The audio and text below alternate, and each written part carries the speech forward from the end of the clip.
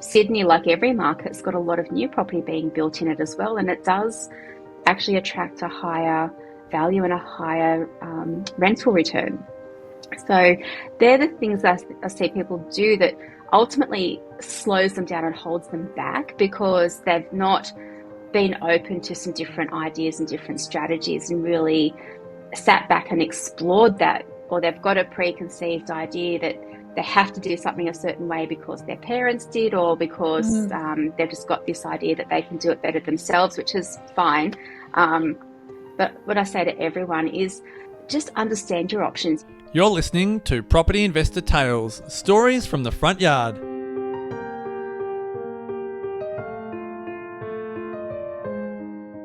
Hello and welcome to Property Investor Tales, stories from the front yard, where I speak to property investors from all around Australia about their investing journey. My name is Emily Miller and I'm one of the advisors here at Positive Real Estate, where we help people build wealth through property. With over 10,000 clients across Australia and New Zealand, there are some incredible stories to tell, which hopefully make your investing journey that little bit easier and will inspire you along the way. My guest today is Senior Property Investment Advisor Karen Chavez, who has been with Positive Real Estate for more than 10 years now and has helped over 500 clients with property investing. Today, Karen shares a case study of two clients who started out in a very similar situation but ended up with two very different results. Enjoy this discussion with Karen. Welcome to Property Investor Tales, stories from the front yard, where I get to speak to property investors from all around Australia about their property investing journey. My name is Emily Miller and I'm one of the advisors here at Positive Real Estate, and we help people build wealth through property. With over 8,000 clients, I think it's closer to 10,000 clients across Australia and New Zealand, there are some incredible stories to tell, which hopefully make your investing journey that little bit easier and inspiring along the way. So my guest today is the fabulous Karen Chavez. How are you, Karen? I'm great, thanks, Em. How are you? Doing really well. It's great to have each other on the podcast like this. Obviously, we work together every day, but this is a nice special one for us today. It is indeed. It is. We're going to test your interviewing skills, That's which right. I know you're fabulous at. Oh, thank you, Karen. So this is obviously the first time that I'm on this side of the podcast microphone, so to speak.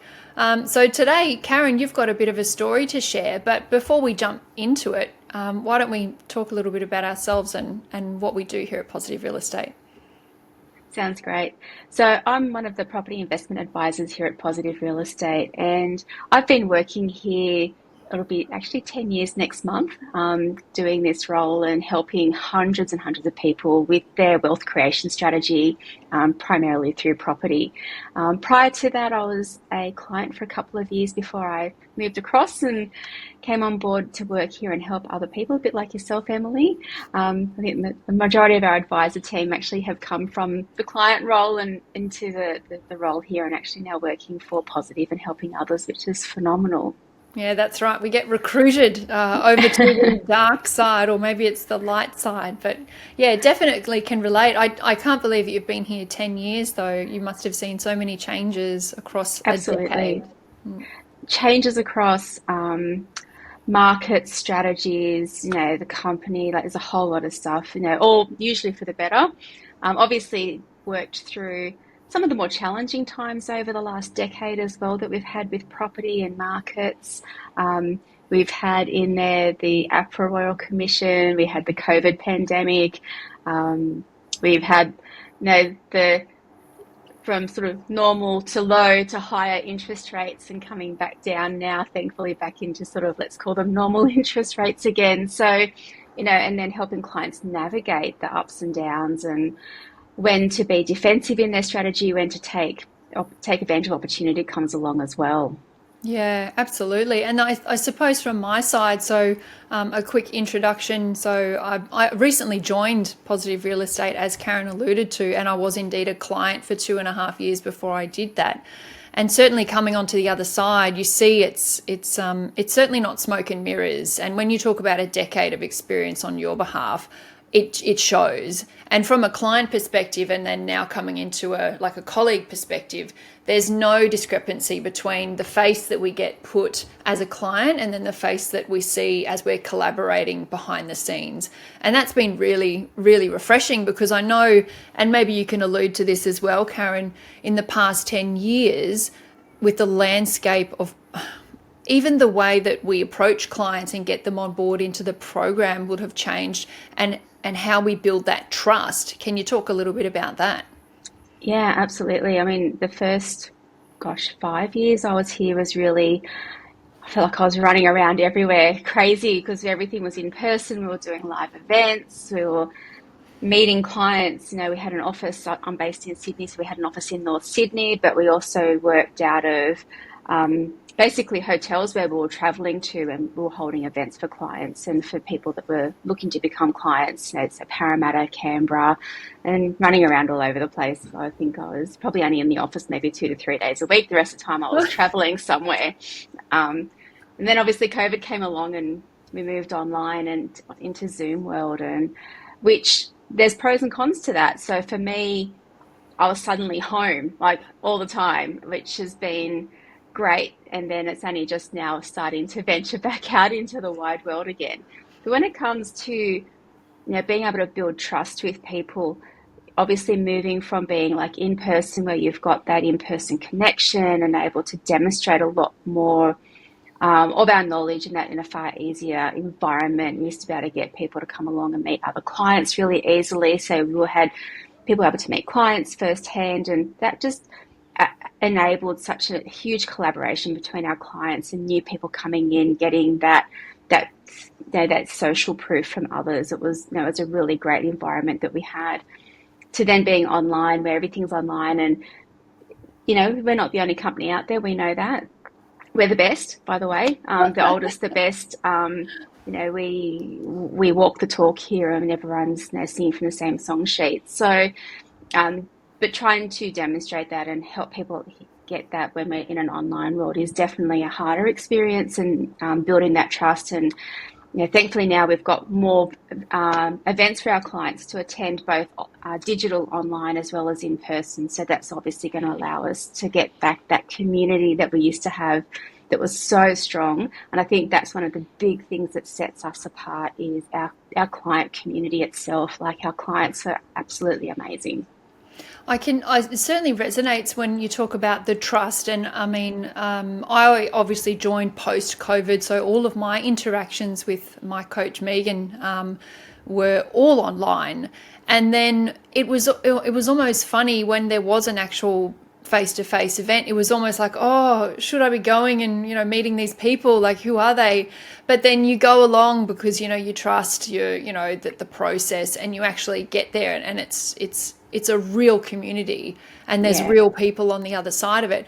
I compare that to maybe someone like, I'm obviously a young investor, like I'm 35, I won't hide that. But when I think about people maybe my parents' age, I would think about how they might have approached an investing journey when they were coming up. And it might be like they might have been walking down the main street of their town and walking into an accountant's office or something, or a financial planner's office, whereas now we've got access to a global wealth of knowledge here on a platform that I can just click on and speak to you straight away online from the comfort of my home. So that's a huge change. Look, it's been massive. And even for our clients, where we used to meet in person, so we always, like, one of the great things about Positive Real Estate is that we work one-on-one with our clients, and there's no limit to how much someone wants to talk to us, to meet with us, and get access to our knowledge and our experience. Prior to being online all the time, everything was in person, so it was phone calls and meeting people, literally sitting at a table with them and talking through things. So those meetings were probably less regular than what they are now. I find everything being on Zoom, clients are now more proactive in how frequently they meet, and taking advantage of that one-on-one and just tapping in. I say to my clients all the time, the more you check in, the more you just tap in, even if it's just a quick 15-minute meeting, just to tick off a few things and just go, am I on track? Is there anything I need to be thinking about right now? The clients that are doing that on a regular basis are actually outperforming the clients that are sitting back and not tapping into everything at their fingertips that they've got access to. That's a great, it's a great segue, because we've seen technological changes, and you've talked about maybe over a decade of experience, the different changes in the market across that time period. It kind of leads into the topic that we want to discuss today, which is, when someone chooses a different strategy over another, or if a strategy changes in the course of a 10-year period, what are you doing to pivot if you need to, or hold still and hold to the game? That's all about, getting the right advice at the right time. So I know you've got a bit of a case study for us today to talk about, a different result for perhaps, the same starting point. And I often get asked questions from people who, are learning, kind of just getting up to speed and learning, about investing and figuring out who they should trust and which company they're talking to and who are they going to trust and who they're going to actually choose to partner with them, or will they go it alone and try to figure it out themselves. And one of the questions I often get asked is, how come two people or two clients, maybe a couple, and with the same starting position end up with very different results? And in June each year, we actually run a 3-day event actually up on the Gold Coast, and part of that event is playing a property game. So we have properties around the wall, and clients are all given exactly the same starting position, and they get to go out and actually buy different properties, paper properties, and we run it over a couple of days and see who the winner is. The winner gets audited, so we have to audit all their numbers and make sure that they didn't make any mistakes. And the winner basically gets $1,000, so it's a great little thing to be involved in. But even just that is an awesome example of seeing how, we have a room of now 150 people. They've all got exactly the same starting position.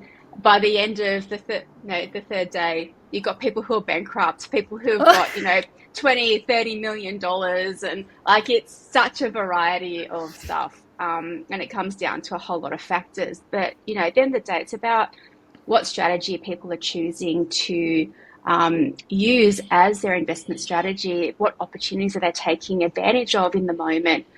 And the case study, which is actually just a case study I've been wanting to do for a little while, and it's just one of those things that trying to put it all together and record it and put it out there. So when this opportunity came up, I said, let's do this, Emily. Let's get this case study done. Yeah, it's a great idea. I can't wait to get stuck in. So you've got two different scenarios and two different results. Literally two sets of clients. They're both couples. Okay, both couples. That joined our mentoring program so one couple joined in May 2017 and the other couple joined in June 2017. So they literally joined a month apart, and they both came in on similar incomes, and they both had $60,000 saved in cash for a deposit to use to get started with property. Now, 2017 was a really interesting time. We had market volatility. The foreign investment had just been basically had the rug pulled out from it in Australia, because all of a sudden foreign investors were no longer allowed to borrow money within Australia. They had to be paying cash only. So there was a lot of foreign investors with contracts that they couldn't complete, and developers that needed settlements done and all sorts of things. So one of the great things about positive real estate is that Sam Saggers and his team in property can go out and negotiate some pretty sharp deals when it comes to this kind of thing, where there's some wholesale money out there, a bit of volume going on, and we can kind of put some cool deals together. But just going to backtrack slightly. When we're working with our clients, at the end of the day, what we really strive to do is we want to empower our clients to really understand their various opportunities that are in front of them, and empower them to then make their own decisions within their knowledge, their comfort level, their starting position, and their goals. So at the end of the day, when we don't sit here and say, hey, Emily, you have to go and do this. It's, Emily, this is your opportunity. You could do this, or you could do this. Is what it would mean for you. Everything's got, pros, cons, trade-offs. And, as investors, we ultimately make our decisions on trade-offs and risk more so than potential upside. I can comment on that, Karen, if I may, and this Absolutely. is maybe the benefit of the client perspective. One of the main reasons that my partner and I joined Positive Real Estate was that we just didn't know what to do, and we had all the guts and gusto that we were super enthusiastic, but we didn't want to make the wrong decision. And one of the key differences that I saw with Positive Real Estate, because I won't hide, I was looking at other competitors as well, was that I was after actually an education that was going to empower me and give me a bit of, a bit of accountability on my choices, because I'm not someone, and it'll depend on people's personalities, I'm not someone who wants to be passive in the decision-making process, because I want to make sure I understand it fully. So there's all sorts of services out there which are tick and flick, sign here, we'll buy you the property and away you go. I didn't want to be involved with anything like that, because I actually wanted to understand, because and call it egotistical as well, Karen, I wanted to make sure that when people were asking me about the properties that I had purchased, well, how could I answer the questions, or why did you do it that way, or how come you did it that, why did you do a trust, or why did you do this, or whatever. And I didn't want to be there like, oh gosh, I have no idea what I'm talking about, I've just purchased the right to invest. I'd prefer to understand. Yeah. And that's exactly right. I think at the end of the day, your financial future is your responsibility. 100%. And no one should be handing over that responsibility to somebody else to make their decisions for them. And I say to my clients, if at any time you're feeling unsure about something that we're talking about, that's fine. Just put your hand up. We'll pull back. We'll take a step back. We'll reassess. There's no pressure. We're never going to force someone to do something that they're not comfortable with. It's just about, education is everything. So the clients that I had joined, they said it was 2017, so almost 8 years ago. Same starting position. One couple was a young couple, they were 19 years old, and never owned property before. Another couple were a little bit older, with a young child and immigrant to Australia. So they were starting out from scratch, basically, in Australia from another country. So, while they were a little bit older in age, their experience in property in Australia was probably very similar to the other couple. The younger couple, very open to opportunity, wanting to understand all their options. And we talked through, that they could be taking advantage of opportunities that we had going on in Melbourne, where we had some significant discount opportunities happening. We just had a recent one, Emily, that you're familiar with. These ones were even better than that. Oh, wow. I thought those were good. So, and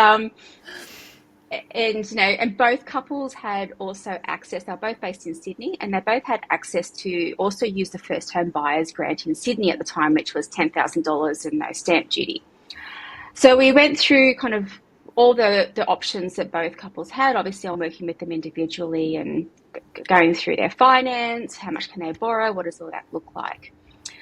The younger couple decided to take advantage of the opportunity in Melbourne and forego the bulk of their first home buyers opportunity in Sydney. The couple, the older couple with a child, decided that they could not let go of the first home buyers. They had to use it. Right. So they decided to purchase their own property in Sydney rather than buying through us, which I helped them do. I helped them negotiate. I helped them through the process.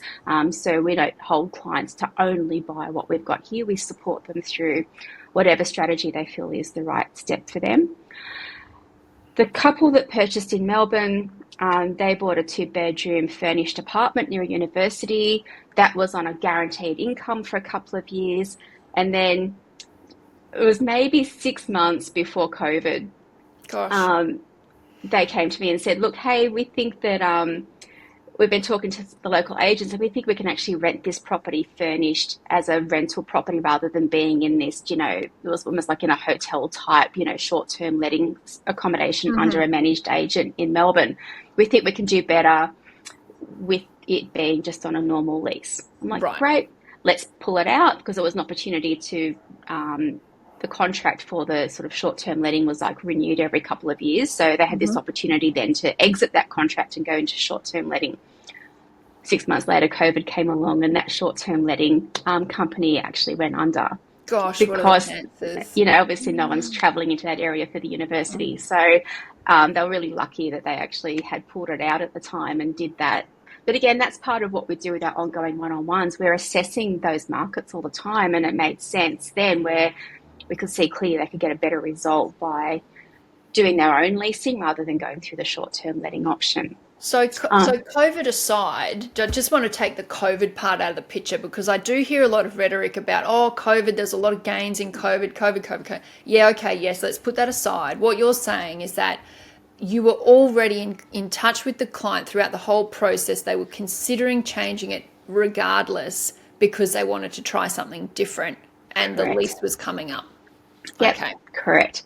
So we took that option, and it turned out to be a real saving grace for them. With that property, those clients were able to recycle their deposit out almost immediately. And then they purchased into a property in Sydney, and there they used the first home buyers grant. They didn't get the full benefit of the stamp duty discount, but they could still access the $10,000. And can I step back? Sorry, Karen, to cut you off. So when you say they recycled their deposit, so we're still talking about that same $60,000 that they started with? Yeah. Okay. So they've not saved anything additional? They had a little bit more additional save, but primarily they recycled their $60,000 out. And they pulled that in form of like an equity release or something? Essentially, yeah. Right. Okay. So same $60,000 moving elsewhere. Okay. Put that into the Sydney market. Able to, with that one, because they were able to go in as first home buyers, they did save a little bit as well. They didn't actually need to put a lot in. They literally just got into that and paid pretty much stamp duty and a little bit of their own money in, and got on a 5% deposit into that property. Oh, wow. Amazing. So they still had a chunk of their money left. So then they went into an off the plan in Brisbane, where they then saved towards that for that to complete. And today that portfolio, so they end up spending, say $1.5 million on the 3 properties. And those properties today are worth almost 1.9. Wow. So they've made about 400,000, and that's two bedroom apartments and 1 bedroom apartment. Okay. So amongst all of that, they also saved again and bought their own home. And that home, again, they actually moved to Brisbane, bought a home in Brisbane, and that home's also gone up $300,000. So over the last 8 years, they're now sitting on a portfolio that's sitting at around $2.5 million. And they've got $600,000 of equity in that portfolio. So we're talking 8 years in the market, starting point of $60,000 for properties. Yep. Is that right? Correct. And we're now looking at equity sitting there at $600,000. Correct. Holy cow. Yeah. Now, the other couple. I'm keen to hear what's happened to the other couple now. I don't know if that's the bad example or the good example, because that sounds bloody good. Yeah. So the other couple decided that they couldn't give up the first home buyer incentives in full. Right. And decided to purchase a apartment in Sydney near Parramatta in Merrylands. And that meant they had to live in it. So they were actually on a really, really cheap rental that they were renting themselves. They went and moved into the property, did their first home buyer stint, and then they had to move out. They couldn't get another rental as cheap as what they've had, so their rent's just costing a little bit more. I had a look at that property yesterday, and it's actually gone down $50,000. Oh, no. So from what they paid for it. 8 years later. 8 years later, they still haven't been able to recycle their deposit out. Now, Positive Real Estate runs a couple of different programs, and one of the programs that we had back then was you could either join straight away as a lifetime member, or you could come in under a 2-year membership. We now have a cut-down version, which is actually a one-year membership for those just getting started. The younger couple actually just joined straight up on the lifetime membership. They were in it and powering forward. The other couple came in on the 2-year membership and bought this property, and then after 2 years they decided not to upgrade, and they've kind of been off on their own. They've actually just come back, and they're now looking at rejoining, Oh, wow. to get some assistance because they've kind of been sitting dead now in the water for 6 years with their investment strategy and trying to figure out what they're going to do next. So I've just been, which is why this has come to fruition that I've been thinking about this because I now have seen the result of what they've done over that time as well. So 8 years, two very different outcomes, really from the starting position. And I think this is just one of those examples where no one's done anything right or wrong. Everyone's just done what they were comfortable to do in the moment, where they sat, where they saw their own risk, and what what they felt was really important to them. But I just wanted to show, what it looks like when you start to compare how people make different decisions over time and keep on, going forward and taking action and doing what they can. So I just found that was a really interesting case study. Yeah, absolutely. And if I can take it back to, I do hear this quite often, that sometimes people misunderstand that if they purchase an investment property, they forego the first homeowner's grant. And it varies from state to state. And I know that you're more of the expert in this, but sometimes letting go of maybe a preconceived idea about what's right to do and in the right order, because even me, I'm not immune to all of the societal pressures that we have, like, get married, do this, buy your house, and then worry about stuff later. We're actually seeing people coming through and deciding to rent-vest, purchase an investment property, well, much like the younger couple, the couple A in this situation, and getting a better result. Absolutely. And they eventually did end up with a home, and I think they've actually since had a baby. So, like the home is society's upside down. Oh my gosh. The home was never out of the question. It was just tying it in with where they were at in their stage of life. And along the way, I think they had a 5-week holiday in the US and did some other stuff. So it wasn't like they sacrificed everything either. They just took advantage of some opportunity. They were open to learn about that and understand it. And then from there, use that to their advantage to cycle their deposit as much as they could and get their portfolio really ramped up as fast as possible. And they did all of that. It took them, I've just got to think now, I think it took them a total of 4 years to actually fully complete that. Wow. Yeah. So talking about the first homeowner grant as one particular circumstance, what are the other kind of preconceived ideas that you get coming through where the strategy actually spits people out on a different fork? Yeah. One of the big ones is people will stay out of the market because they don't want to buy an apartment and they want to be able to buy a house, and maybe they can't quite afford to buy a house yet. So they'll sit out of the market and not do anything because they can't get what they think they should be buying, or they hold out to buy. I'm based out of Sydney. Sydney is the most expensive market in Australia, and I see people here sit on the fence because they can't afford to buy in Sydney, and they won't open themselves up to be buying into different markets and looking at alternate options for themselves. Or like what you were saying before, going into a different market and then renting perhaps where they'd like to live because the rent is essentially lower, sometimes depends, lower than the actual mortgage on a property that they might wish to purchase themselves. Yeah. The other thing I see people do is because their budget might be a bit lower and they're trying to buy, again, I'll use Sydney as an example, in a more expensive market, they'll go and buy a cheap property in a cheap area that needs work on it. And everyone thinks that they can be the renovation gurus of property, but renovating is actually really hard, and it requires money. And if someone's going in on a tight budget already, they don't actually have the money there to put into the property to renovate immediately. And then they're left with a property that they're trying to rent, which is subpar. So they're not getting the cash flow return from the start. So now they're putting more and more money into the property. They're not getting the tax benefit because the depreciation benefit is low or non-existent. And suddenly the property is just costing them more and more money. It needs maintenance because it's older, it's got wear and tear and things breaking on it. And the renovation just keeps getting kicked further and further down the road before they finally have the money to actually do that. And I've seen people hold on to property for 10 years or more before they actually finally get a renovation done that they plan to do at the start. And in the meantime, that property is just losing more and more value in the market. It's not competing with the newer properties. It's not competing with, where the rental market's at, because, Sydney, like every market, has got a lot of new property being built in it as well. And it does actually attract a higher value and a higher rental return.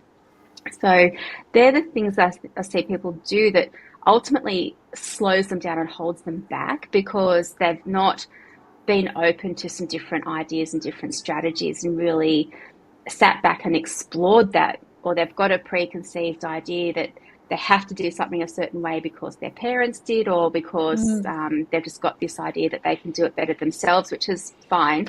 But what I say to everyone is just understand your options. You don't, if you just blindly go down one path, and that's the benefit of having a coach.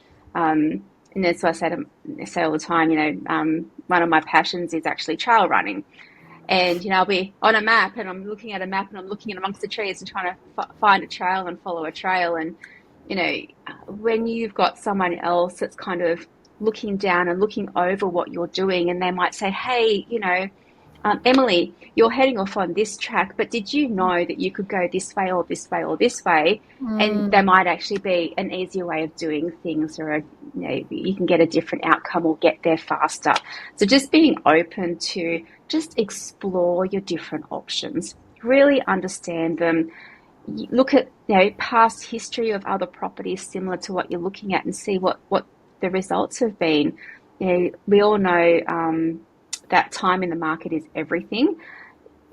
Timing the market, like when to get into the market, is really hard to actually perfectly time that. So when you've got opportunity to get into the market, just get in. Understand your different options, understand what your choices are, understand the trade-offs and risks around those, and then just get in and get it done and move forward, move on. 8 years later, if we look at the case study I was going through, 8 years later, you'll be able to look back and see what your results are. If you're going to look at your property every week and have a look at the value, and it's going to do your head in, because it's going to go up and down. Property changes value every Guilty week. as charged, Karen. Don't look at property every day. You look at it maybe 2 or 3 times a year is when you really want to be paying attention to it to see how it's trending, but not every week. It will blow you up, because it does change value every week. So to fast forward, so we're now 8 years later for these two different couples. Let's talk about the result of what that portfolio size actually allows each of the couples to do. So I've forgotten the numbers, Karen, but couple A, did you say that they were at 1.9, did you say, portfolio size? They're actually at 2.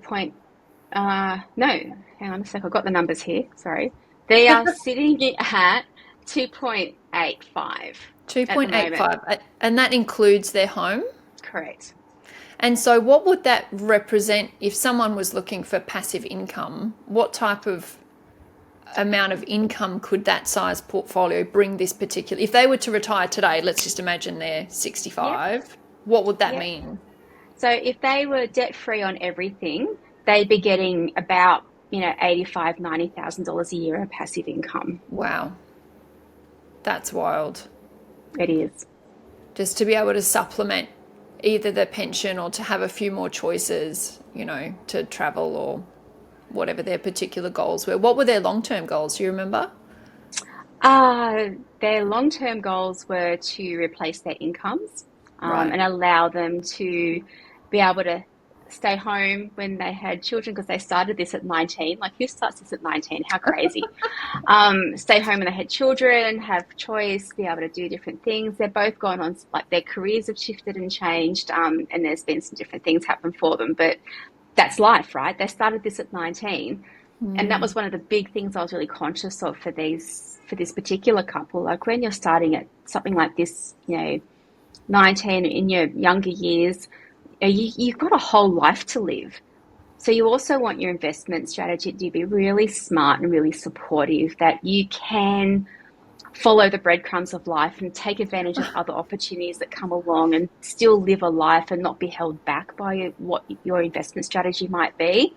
So it's just that, when we're a bit older, so Emily, just reverse your current age, those numbers, and you get mine. When you're older and you're starting this out, you're going to have to take a different approach. You are going to need to sacrifice a little bit to work on your strategy and be a lot more active in that to shorten your time frame. This couple at 19, they had time, so they didn't have to be as active in their strategy. They could just buy a good property and hold on to it and let it do its thing. Someone starting older, you are going to have to be more active. You're going to have to be active in paying down debt, active in how you hold your portfolio and how quickly you accumulate your assets, because your time is going to be less. Those that are kind of in between that and sort of more, in their middle career years, you've got a little bit more leeway. It just depends on what your time frame is. So for this couple, it was about, they always had the longer term view in mind, and we were always focused on property that ultimately, and I did the math on this probably when I started working here, actually about 10 years ago, when I realised really that property that I'd sold personally out of Sydney back in the early 2000s, if I'd held on to them and I did the math, they actually would have paid themselves off within 20 years and been debt-free and paying close to $100,000 in passive income. So, don't think about it. So, you can get a property, and if you just leave it alone, it'll, set itself up and eventually hit the tipping point where it literally starts paying itself off. And when it hits that, it'll pay itself off in about 15 to 20 years.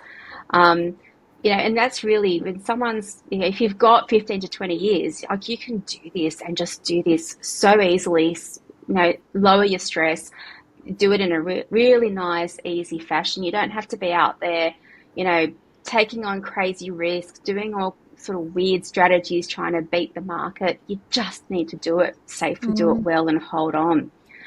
Those that are got a little bit less time usually have a bit more equity and stuff behind them, so maybe we can do a faster accumulation stage, but it might mean selling off some assets sooner rather than later to help reduce debt and get to that passive income point faster. So not assuming that there's a particular type of investor out there, I would almost say that the couple B might represent maybe more people that we see rather than couple A, because you're right, we don't see that many motivated 19-year-olds out there shaking. We don't. Yeah, so if we look at couple B just for a second, what's the future? What's a possible future for them if they've bought their house, they've had their child? What can they do now? I assume they still have some time in the market. Yeah, look, they do still have time, but they don't obviously have as much time. I went through all their numbers with them literally only a couple of weeks ago, and interestingly, and this is where again who you're speaking to is really important.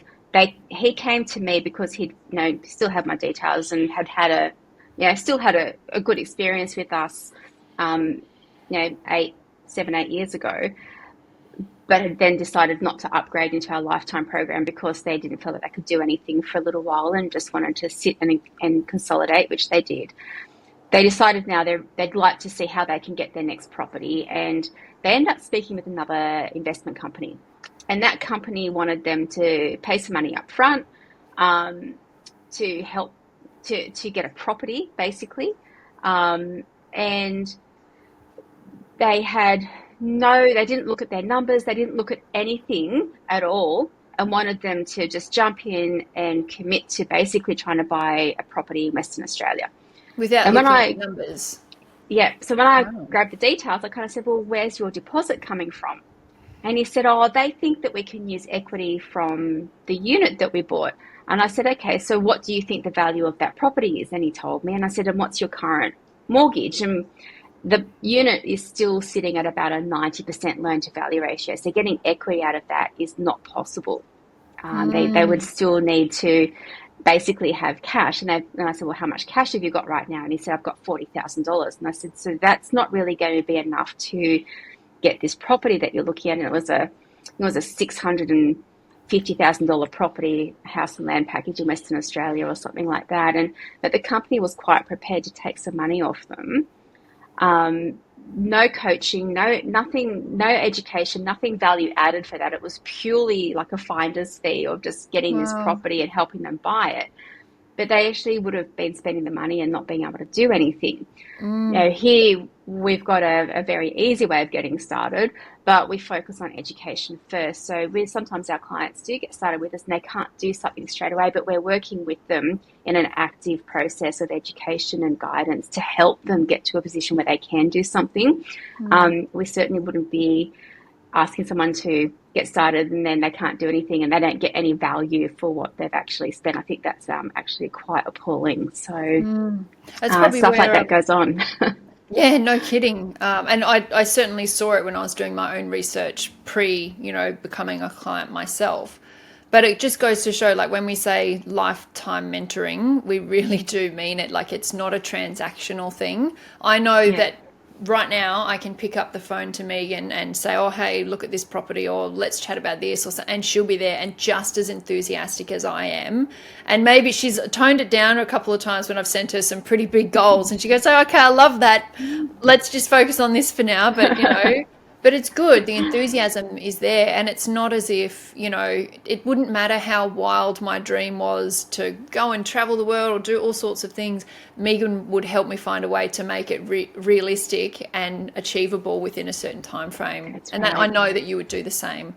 Yeah, and even for Couple B, they let their membership with us expire and didn't renew it, which is fine. But look, at the end of the day, I still gave him the time a couple of weeks ago and actually helped him understand this situation and really see where he's at and give him that guidance. Like, he's not really an active client right now, but he will be again, and I know he'll come back around. It's just that he just needed to understand his current situation. So I did that for him and spent probably an hour with him just going through that. So, oh, wow. Yeah.